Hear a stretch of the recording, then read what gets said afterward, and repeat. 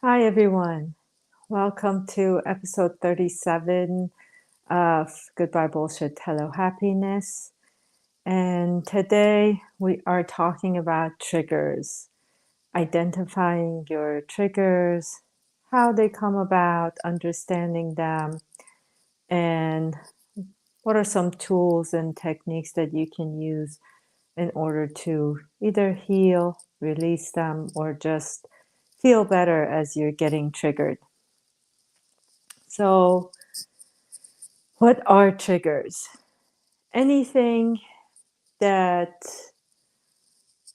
emotionally you feel a certain emotion about, an attachment about, it can be a trigger. So, usually people just associate the so called negative emotions as a trigger, such as anxiety, anger, fear, sadness, but also excitement can be a trigger as well. However, since the sort of the good emotions, we don't have a reaction to them and we enjoy them, we don't categorize them as a trigger. But in some ways, even an extreme excitement can be overwhelming, and that feeling of overwhelmment can also be a trigger. Now, the first thing is to, again, part of everything I teach is to go back inside and understanding yourself and not pointing to the outside, the outer world, as the causes of your triggers. But the triggers, in order to become more understanding, you sort of have to be aware of yourself, your body, and how your body is reacting in different situations. Because a lot of times we're being triggered and we're not even recognizing that we're being triggered. So the first step is sort of always be on a lookout, always be on a watch and aware of yourself in each moment so that you can catch yourself at the early stages of a trigger. Now, whether it be anger, anxiety, sadness, or being overwhelmed.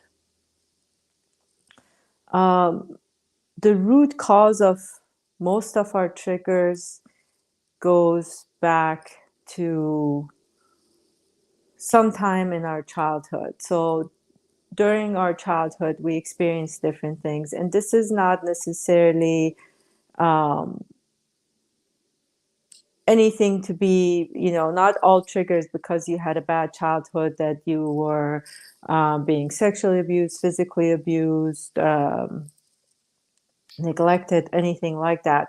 But a trauma that can cause triggers, it's anything that left an emotional marker on you as you were growing up. So a lot of times people that I see as clients, they don't think they had any traumatic experience, but the experience of a child through a child's eyes is very different than an adult looking at that child. And a lot of times that's one of the reasons that the parents don't think what the child is experiencing is that big of a deal. However, in a child's eyes, in a child's memory as they're experiencing it, it can be a big deal. So a trauma is anything that leaves an emotional trigger. And the triggers that we are experiencing, again, going back to the childhood, some of them is through our own experiences that we have experienced something ourselves, or we have watched others experience a traumatic experience, and that leaves a traumatic trigger on our behaviors.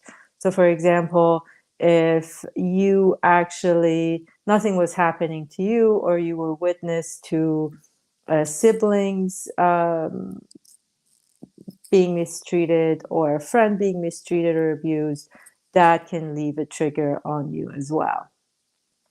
And there's some triggers that we carry that are more generational and societal triggers.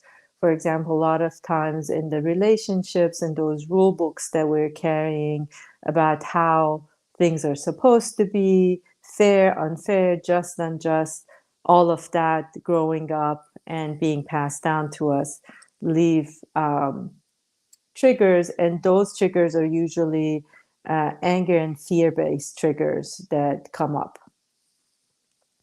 So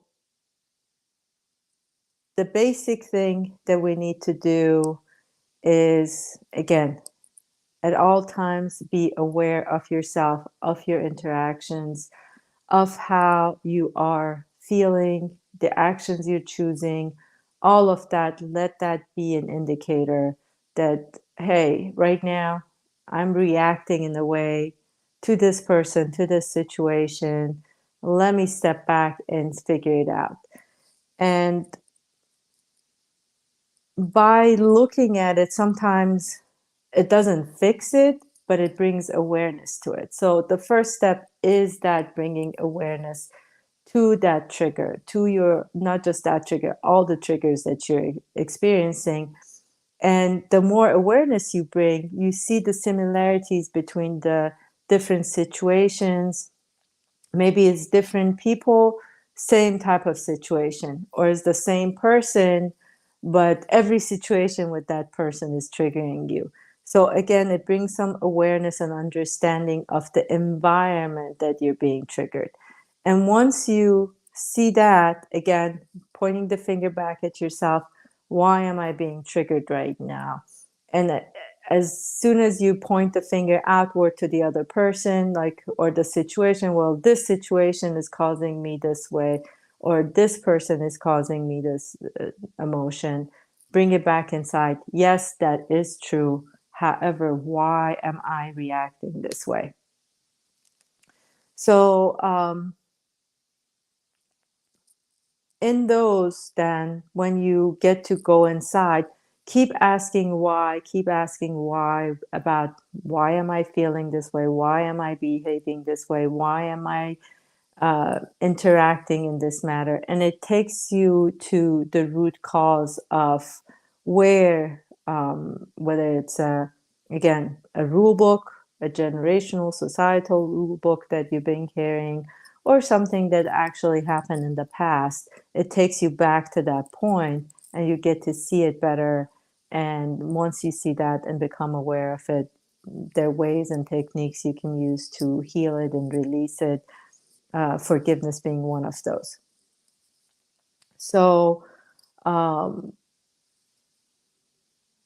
next step in when you're becoming aware of the trigger and finding the root cause is that, okay, in each moment as you're being triggered, look at these triggers as sort of your practice opportunities. For example, you've heard the saying, you asked to be more patient, and universe is giving you different experiences to be patient. It's not granting you, here you go, here's patience for you, but rather there are more situations being created in your world in order for you to practice being patient. And that works for anything. If you don't want to be angry, or get angry too quickly, if you don't want to be fearful in certain situations, again, those situations or similar situations are going to keep coming up and giving you practice opportunities. So after awareness and seeing it, and during that time, anytime you're being triggered, sort of be gentle and easy with yourself and remind yourself, hey, I'm getting a practice opportunity right now. Let me see what are the ways that I can go through this practice and, not be angry or be patient or not get afraid. And during that time that sort of is your practice opportunity, being gentle and easy with yourself means don't beat yourself up that if you didn't do so well. Again, the whole point of practice is that you get to practice it enough times that you get to overcome that situation. You're not going to get angry anymore. You're not going to get sad anymore. You're not going to get anxiety anymore. So being gentle and easy means that being patient with yourself and loving yourself as well. So I think we've covered pretty much the triggers. And I have a question. Childhood trauma is very difficult. You don't know it exists until you are an adult and realize you endured it. Um, True, not true. Childhood traumas, you depends on the environment. Um, just to give you an example for myself, I made sure my son has an understanding of his triggers. So he's 14 right now. And I think probably this year has been the first year that he's actually um, much more aware of the triggers, but not only aware, but also in control and of his choices that have put him in those situations that he's getting triggered and how to handle the triggers. So it all depends on the environment you grew up, whether you got to become aware of the triggers or not. And I think in most cases right now, the kids are much more aware than past generations. So the current generation are much more aware of their triggers as and not so much the previous generations. But yeah, in a way, you're right. So as adults, you have much more work to do in order to get to the root cause of the childhood traumas that cause those triggers. So again, we've identified what the triggers are.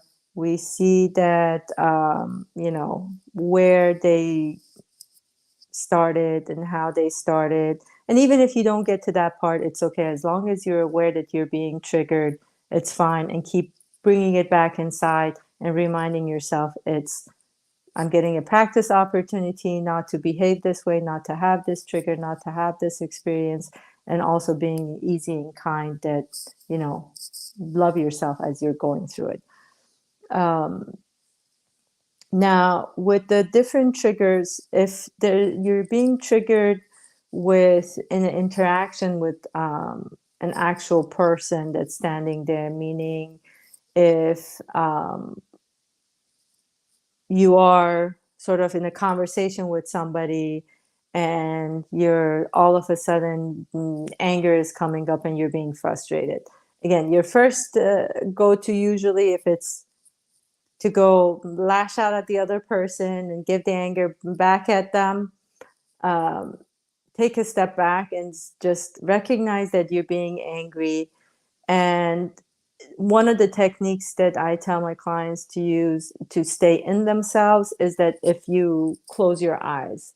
So the practice of closing your eyes as you're talking to the other person sort of takes the more physical interaction out of it, and you're not seeing sort of like if they're getting angry, their eyes are getting bigger or their face is getting red. And so you're not reacting to that. And that way, when your eyes are closed, you get to stay also more aware of your body, how your body's feeling at the moment. And you can listen better when your eyes are closed. Your hearing gets a little bit better, so you can hear the other person better. The next thing when you're being triggered in terms of, again, a conversation with an actual person that's happening, in order to stay in you, speak from your I place, meaning I hear you're saying this at this moment. I feel this way when I'm hearing what you're saying. So, and sort of you're acknowledging your own emotions, your own feelings, and maybe even your body responses. Right now, my body is getting really hot, and getting hot is making me even more frustrated. I need a 5-minute break in order to calm down. Um, so these are a couple of the techniques that if you're interacting with someone else, and how you can, first of all, stay grounded in yourself, in your body, to see what you want, and being able to take time to step away. And sometimes, if the conversation, the other person might not, or you don't feel comfortable saying you need to step away, you can always come up with an excuse of going to the bathroom. I really need to go to the bathroom. Can we have a 5-minute break? I For me to use the restroom. And that can be a break in order for you to regroup and stay in that trigger and see what you want to do, and what you want to say and how you want to react. Um, the next thing is also, during those interactions, reminding yourself, and this one goes even beyond one-to-one interactions, that you always have a choice, that in each moment you have a choice in how you want to express yourself and what you want to experience in that interaction, either with a person or in a group or a situation. So remind yourself, I have choice. I have choice in what I want to say, how I want to say it. And even if you speak or not to speak, you can even say, at this point, I just want to stay present and hear what the other person has to say.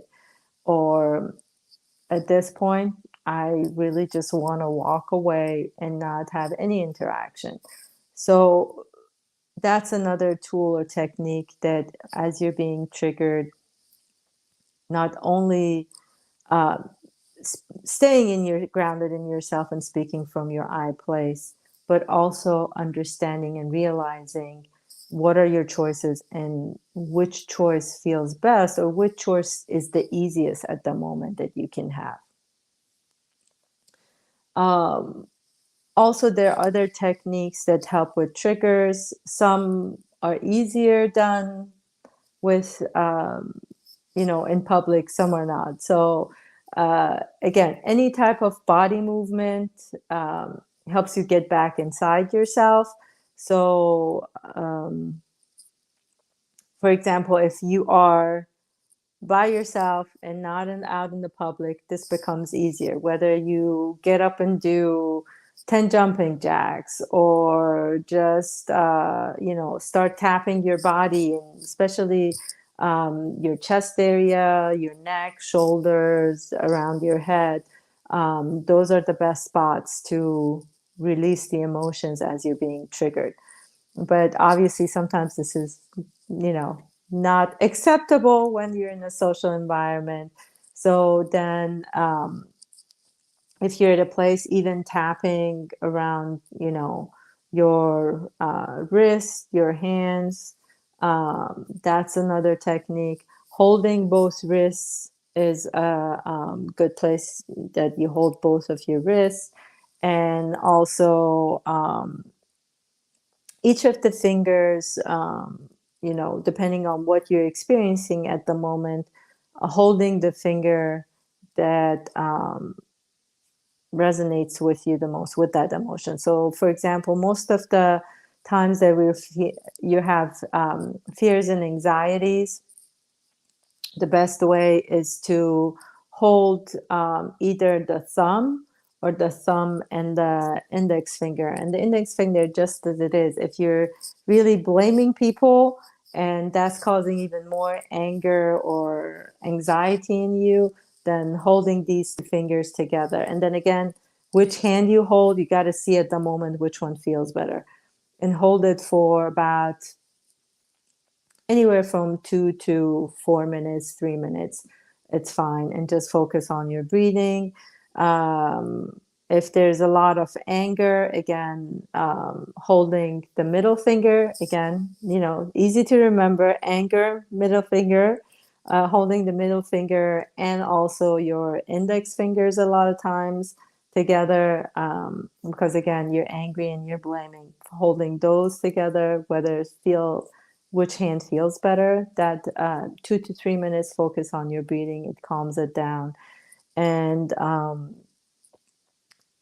so try those techniques, try closing your eyes, Again, speaking from your I place and just seeing your choices. Those are the best things. And really, movement, any sort of body movement you can do, even like if you're in a public and you can't get up and stretch, tapping you might not be able to do because some people will ask, well, what are you doing?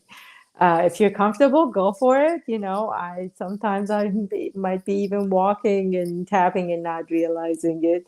But so if kudos to you if you're one of those people that don't care and you can tap in public, go for it. If not, stretching. You just get up and stretch your back, stretch your shoulders, stretch your neck. That's another good movement. Um, Doing eye exercises also helps get you back more focused. That one depends. Sometimes I find with clients it helps, sometimes it doesn't. But again, doing moving the eyes, not your head, but just the eyes up and down for, let's say, 10 times, and then side to side 10 times, and then corner to corner, the other corner to corner, and then circle one way, circle the other way. And each one you do it about 10 times. Um, and that gets things moving as well. Let me just see. Choices, recognizing you have them in the way of responding positively. Um, Kimia was asking choices. The key word is choices. Recognizing you have them is a way of responding positively. Agreed, but I'm going to take it a little bit further and say it's not about a positive or negative response.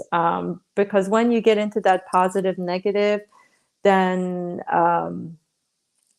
it creates other triggers and other types of yeah, it brings a whole bunch of other things. So I would say look at your choices in terms of what feels good to you at the moment. And it is at the moment to moment, because what might feel good or easy for you at a certain moment, it might not feel easy or good to you in the next moment. So in each moment, you got to have to see that the choices you have, which one feels better and or easy. That word is also very important, easy, because a lot of times the fear or anxiety or the anger is so much that we know that this choice feels better for us, feels right for us. However, because right now we've got so much going on and we're so overwhelmed, the easier choice might be something else. So even if you pick the easier choice, it's good. And also, really important point, be easy and kind with yourself. Remind yourself this is a practice opportunity and that you're going to have plenty of practice opportunities. It's not about failing or succeeding. Is that each time you practice it, you get to do it a little different. You get to do it a little bit better. I always give the example of, when you were a kid and learning how to ride a bike. At first, somebody had to hold the bike, and then later on you were by yourself and you were wobbly a little bit, and then you got to do it by yourself, and then at the end you did it so much that you could do tricks on your bike. So it's a progression. That's why be easy and kind to yourself and remind yourself it's a practice, and each time you're getting a practice opportunity, you get to learn more about yourself as well. It's not just practicing in order to release things, but you get to see parts of yourself maybe that you hadn't paid attention to before, you hadn't seen. So it's a learning opportunity and practice opportunity. Um, that's all I had for you guys. If you have any questions, go ahead and send me a message, write in the comment section. If you try any of the techniques and works for you, come back and write it in the comment section or message me. And if there are other areas that you want me to cover in later shows, please go ahead and get back to me. Thank you, Kimia, the biggest fan and supporter. Thank you. Always good to have you here. And just to give you an update as well, I'm going to be changing the format a little bit for these shows. Every month, I'm hoping to be able to do a show about, and we're going to call it Young and Empowered with Samir that you guys met in episode 36. We're going to be doing some more shows together and calling them Young and Empowered.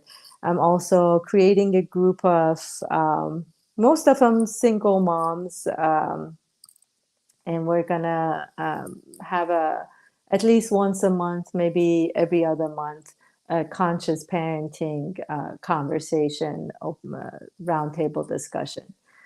And that's about it. Love you guys. Thank you always for your support, for joining me. And again, if there are any topics you'd like me to cover, go ahead and send me a message or write in the comments. Love you guys. Have a blessed Tuesday. Bye.